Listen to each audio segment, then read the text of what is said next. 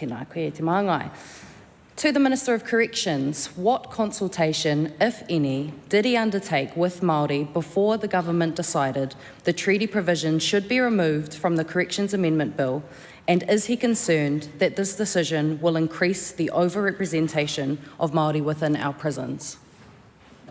The Honourable Shane Jones.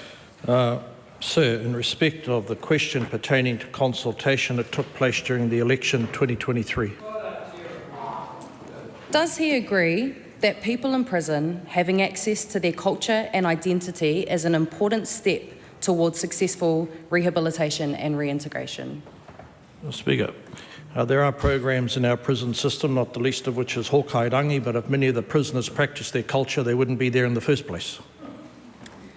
If there are no treaty provisions within the Corrections Act and no active strategy to reduce the overrepresentation of Māori in prisons, given hokairangi expires this year, how will corrections be held accountable for reducing the overrepresentation of Māori in prison and meeting their obligations under Te Tiriti?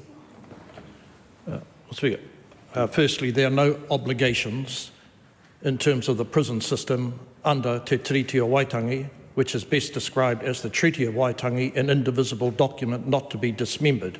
In respect of initiatives to deal with the disproportionate number of Māori, it's about time this House thought about the disproportion of Māori victims.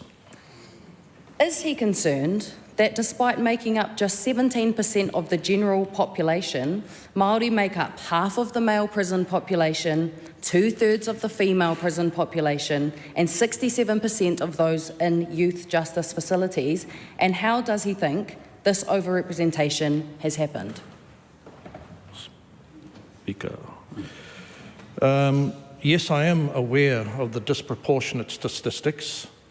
Māori are twice as likely to be victims of violent crime.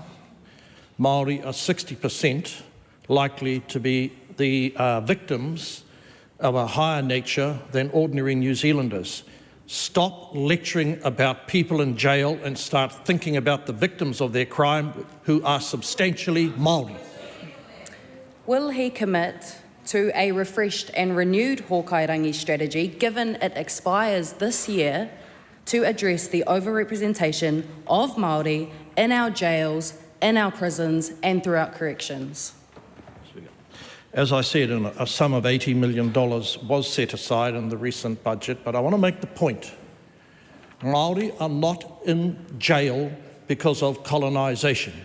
Māori are in jail because of self-responsibility and the need for whānau to refresh and remake themselves so that the values that Kiwis take for granted underlying our society are not trashed and are not explained away by some distant colonial event.